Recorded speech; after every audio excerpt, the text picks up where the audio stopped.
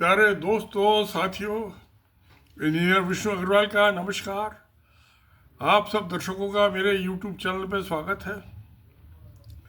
आज मैं बात कर रहा हूँ कि ये इलेक्शंस होते हैं। मैं हमेशा कहता हूँ ये गैम्बलिंग है, जुआ है, कौन जीतेगा कौन हारेगा। इसमें बहुत सारे फैक्टर्स होते हैं, एक नहीं होता। और जो हर एक कॉन्स्टिट्यूंसी है, चाहे विधानसभा की हो, स्टेट असेंबली की या लोकसभा की हो, वो अलग अलग है। नहीं तो एक कॉन्स्टिट्यूंसी में एक आदमी जीतता है, एमएलए बनता है, साथ की कॉन्स्टिट्यूंसी में अपोजिशन वाला जीतता है, उसका मुखालफत पार्टी का, अब वो एमएलए बनता है। इसका मतलब ये है कि हमको यूनिफॉर्म नहीं है कि सब आदमी एक ही पार्टी वालों को वोट देंगे। ये कॉन्स्टिट्यूंसी है, चाहे पार्लियामेंट की हो, चाहे स्टेट असेंबली हो, विधानसभा हो। और उसमें जीता तो क्यों जीता, और साथ वाली जीते में उसकी पार्टी की नहीं जीती, क्यों नहीं जीती, कोई तो वजह होगी। मैं समझता हूँ उसमें सोशल कास्ट का जो कंपोजिशन है, नंबर वन ये है। नंबर दो, जो कैंडिडेट है उसका क्या है रुतबा, वो भी है। अब आप मैं एक बड़ी छोटी सी एग्जांपल दे देता हूँ। एक मोहल्ला है, उसमें दो चार बदमाश मिलकर किसी को, एक आदमी को पीट रहे हैं। उस मोहल्ले में उनसे एक बड़ा गुंडा है, वो उनकी पिटाई कर देता है, उसको बचा देता है। तो मोहल्ले वाले की निगाह में तो बड़ा गुंडा जो है अच्छा आदमी है। और अमूमन मैंने देखा है कि ये बदमाश जो होते हैं अपने मोहल्ले में, या चोर उचक्के अपने मोहल्ले के में चोरी नहीं करते, बदमाश दूसरों में करते हैं। तो उनको सपोर्ट मिलती है अपनी लोकल पुलिस वाले, पढ़ने आए कोई आए, उसका बचाव करते हैं मोहल्ले वाले, बदमाश का वो चोर का भी, चाहे गांव हो चाहे शहर। तो ये बहुत सारे फैक्टर होते हैं, ये सोशल फैक्टर है, कास्ट कॉम्बिनेशन है। तो एक तो बात ये है। दूसरी चीज सोशल मूवमेंट। ये जब 1957 में पहली दफा किसी भी डेमोक्रेटिक कंट्री में इलेक्टेड कम्युनिस्ट पार्टी की सरकार बनी, EMS नंबूदिरीपाद, उसकी वजह क्या थी? उसकी वजह थी लैंड रिफॉर्म। जो बड़े बड़े जमींदार थे, तो लैंड रिफॉर्म करो, और जो गरीब आदमी है उनमें जमीन बांट दो।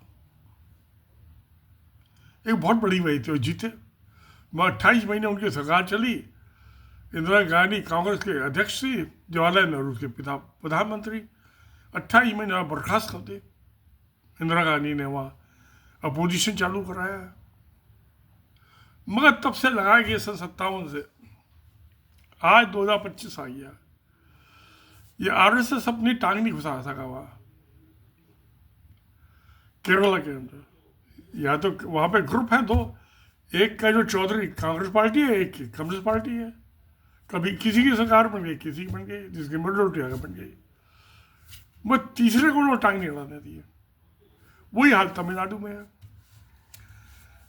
तमिलनाडु में 1956 तक तो ये नजर दे थे, तमिलनाडु को इंडिया से अलग करने की बात कर रहे थे।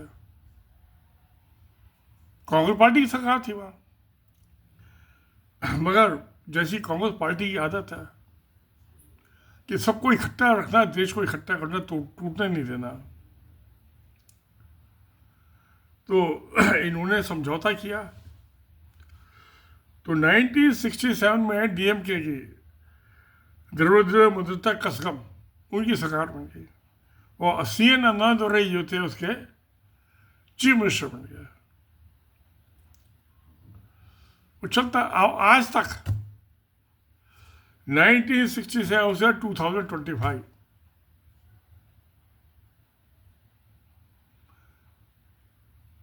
तो ना बीजेपी की तो टांगी नहीं, उंगली नहीं रखनी थी उन्होंने, कांग्रेस की भी सरकार में मिली। हाँ, उनके कॉर्पोरेशन में कुछ उनके MP वगैरह आ जाते हैं लोकसभा में, DMK हो या अन्ना DMK हो, दोनों एक ही थैली के चट्टे बट्टे हैं।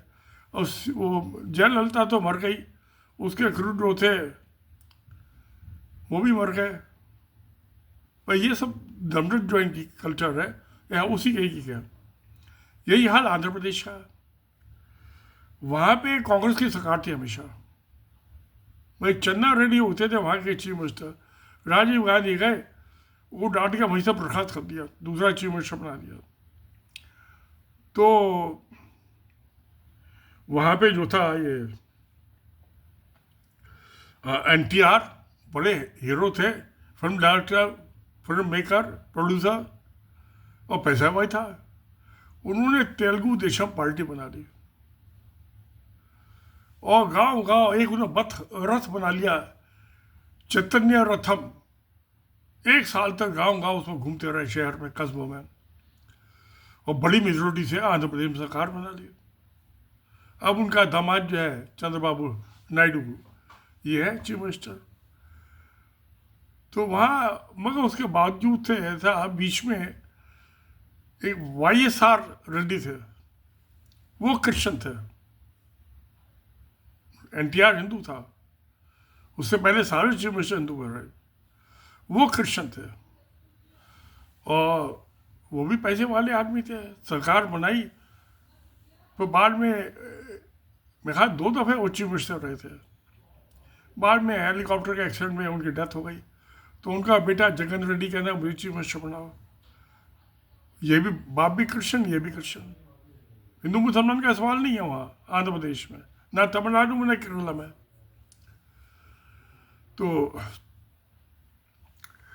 अब ये नहीं बनाया तो कांग्रेस पार्टी से अलग हो गया, अपनी पार्टी बनाई RSS, कांग्रेस अपने बाप के नाम पे, और गांव गांव घूमा 1 साल और जीत गया, फुल मेजोरिटी सरकार बना ली अपनी। अब किधर फिर नायडू वापिस आ गए, तेलुगु देशम वाले। तो यानी कोई ना कोई वजह होती है, मगर डेडिकेशन लीडर का, कि 1 साल घर बार छोड़ के गांव गांव शहर घूमे। जैसे मैंने अभी पहले वीडियो में कहा था कि बिहार में प्रशांत किशोर घूम रहा है, और केरला में, यहाँ कर्नाटका में तो ज़्यादातर तो फुल मेजोरिटी की सरकार तो कांग्रेस की बनी है। कभी कभी बीच में बीजेपी वाले दूसरों पार्टी के साथ मिलकर बना लेते हैं। तो क्या वजह है कि सरकार जीतती है? एक कॉन्स्टिट्यूंसी में हारता है साथ वाले, और एक में जीतता है साथ वाले में, दोनों ज्वाइनिंग है। मैं समझता हूँ उसकी चीज़ें, बहुत सी चीज़ें हैं। अब ये केजरीवाल आम आदमी पार्टी सरकार, और पहले चीफ मिनिस्टर की ओथ लेते ही उसने 10 दिन में अंदर अपने लेटर पर एंटी करप्शन को चिट्ठी लिख दी। वीरप्पा मोइली जो कर्नाटक के चीफ मिनिस्टर रह चुके थे, वो पेट्रोलियम मिनिस्टर थे सेंट्रल गवर्नमेंट में, मनमोहन सिंह सरकार, उनके खिलाफ एंटी करप्शन में FIR रजिस्टर कराई दिल्ली सरकार में। और ये पेट्रोलियम सेक्रेटरी और हाइड्रोकार्बन का डायरेक्टर, और भी 2-4 उसमें अफसर थे। अब जब नरेंद्र मोदी प्रधान, अच्छा वो मुकेश अंबानी जो चेयरमैन, बड़ा आदमी, वो दिल्ली हाई कोर्ट में गया, FIR कोई नहीं हुई, और आज तक नहीं हुई FIR, जो है क्योंकि सुप्रीम कोर्ट की अथॉरिटी नहीं है, वो नहीं हुई। मगर आम आदमी पार्टी की ऐसी जमी दो जड़ को बीजेपी कभी नहीं हरा सकती थी, ना नरेंद्र मोदी हरा सकता था। वो हारा आम आदमी पार्टी, सुप्रीम कोर्ट का मिसयूज, जजेस का, anti corruption, CBI, income tax, और लेफ्टिनेंट गवर्नर सारी ब्यूरोक्रेसी उसके अंडर में, उसकी वजह से हारा। नहीं तो हरा नहीं सकता था, ना पंजाब में हरा पाए, ना कांग्रेस, ना बीजेपी। तो और उसकी जो थी, उसने कहा कि हम पॉलिटिक्स को बदलने आए, पॉलिटिक्स नहीं करने आते, हमें नहीं आती पॉलिटिक्स। उसका जो बाजा सारे हिंदुस्तान की पार्टियों ने अडॉप्ट कर लिया। और आउटर लंदन का जो चुनाव हुआ है ममदानी, उसमें उन्होंने भी कर लिया कि औरतों को, बच्चों को बस में मुफ्त टिकट, बिना पैसे के फ्री में ट्रेवल करो। तो ये पॉलिटिक्स है। अब मैं और देखता हूँ कि ये लद्दाख है, सिक्किम है, वहाँ पे गौ रक्षक जो है किसी को नहीं मारते। बजरंग दल वाले भी वहाँ कोई मारा मारी नहीं करते क्योंकि बुद्धिस्ट है, हालांकि नेपाली है। जो जैसे सिक्किम की और जो ये दार्जिलिंग द्वाब और सिलीगुड़ी 80-85% पॉपुलेशन ये ईसाई है, क्या नाम है, नेपाली हैं। अब वो नेपाली सब चीन के इन्फ्लुएंस में है। चीन के खिलाफ मोदी बोलता नहीं एक शब्द। 2000 स्क्वायर किलोमीटर कब्जा कर लिया, चीन के खिलाफ नहीं बोलेगा, क्योंकि चीन के खिलाफ बोलने से हिंदू वोट कट जाएंगे, मिलेंगे नहीं, कटने के चांस हैं। इतने अरब कंट्री, सारे मुस्लिम कंट्री हैं, उनके खिलाफ किसी सबसे गले मिलेगा नरेंद्र मोदी। हिंदुस्तान के मुसलमान से नहीं गले मिलेगा, हिंदुस्तान की मस्जिद में नहीं जाएगा कि वोट कट जाएंगे हिंदुओं के। तो प्यारे दोस्तों, अब पाकिस्तान को रोज गाली देगा पानी पी पी कर। पाकिस्तान को वोट देने से इसके हिंदू वोट मजबूत होते हैं, बाकी किसी कंट्री को मुस्लिम को उससे कोई वोट नहीं मिलता। और चीन को तो दे कट जाएंगे वोट, हिंदू वोट नहीं देंगे इसे। चीन के खिलाफ कुछ चूचो पाड़ेगी। चीन भी बुद्धिस्ट कंट्री है, लद्दाख में कुछ बदमाशी नहीं करेंगे, सिक्किम में नहीं करेंगे। जब इन्होंने बौद्ध गया में की थी, जहाँ गौतम बुद्ध ने ज्ञान की प्राप्ति की थी, और ये जहाँ पे सारनाथ में बदमाशी की थी, तो बर्मा अलग हो गया। ये मालदीव के प्राइम मिनिस्टर गले मिलेगा मोदी, हिंदुस्तान के पाकिस्तान के मुसलमान से नहीं मिलेगा गले, ना हिंदुस्तान के मुसलमानों से मिलेगा। सवाल वोट का ऐसे है। मगर इसके बावजूद ये 75 साल हो गए, 75 साल उनकी सरकार रही नहीं। मोदी की तो अब 11 साल 12वां साल चल रहा है। 6 साल वाजपेयी इस किस्म की हरकत नहीं करता था।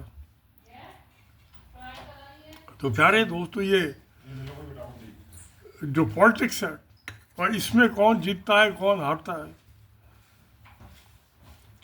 ये जनता जो है उसका क्या करती है क्या नहीं करती कुछ पता नहीं चलता। अब ये सोशल मीडिया का ज़माना आ गया, टेक्नोलॉजी का। आज अपने घर बैठे आपको 1500 जिनके वोट कटवाने इलेक्टोरल रोल से कटवा दो, एक फोटो से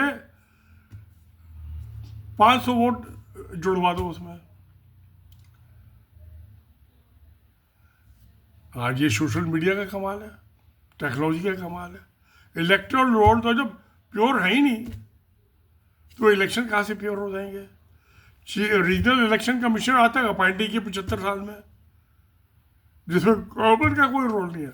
चीफ इलेक्शन कमिश्नर ने नाम रिकमेंड कर दिया प्रेसिडेंट इंडिया को, आर्टिकल 324 सब आर्टिकल 4 में, आज तक नहीं किया। ये 26वां चीफ इलेक्शन कमिश्नर है, किसी ने नहीं किया। तो इलेक्शन में ईमानदारी की बातों भूल जाओ,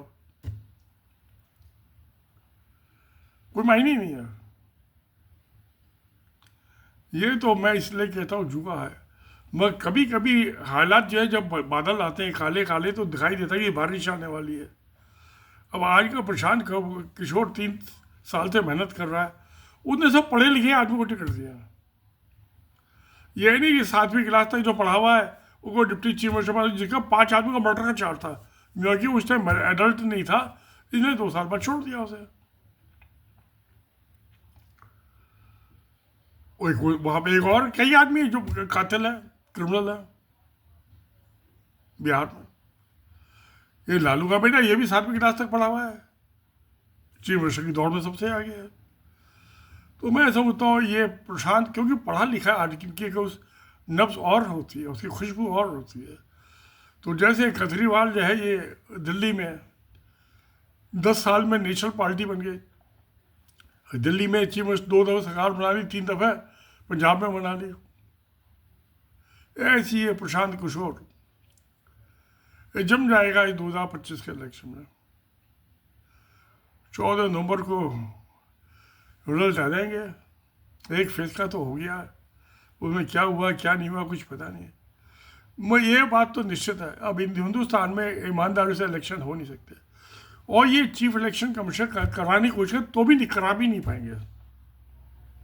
वो उसकी वजह टेक्नोलॉजी, ये रिटायर्ड आई सी को तो टेक्नोलॉजी आती नहीं है, वाकिफ ही नहीं तो बाबू है। मैं इनके पास ऑफिसर्स हैं, वो सब सेंट्रल गवर्नमेंट के मुलाजिम हैं, वो इंडिपेंडेंट नहीं है, उन्होंने डेपुटेशन पाए हुए हैं इलेक्शन कमीशन में। तो प्यारे देखते भाई क्या होता है, कौन जीतता है कौन हारता है इलेक्शन। तो इसको आधा जुआ कहना चाहिए, पूरा जुआ नहीं, क्योंकि सोशल फैक्टर्स और हालात, सर्कमस्टांसेस, वो दो भी बहुत कुछ गवर्न करते हैं और इससे इनकार नहीं किया जा सकता। तो प्यारे, सत्य में जयते। धन्यवाद, नमस्कार।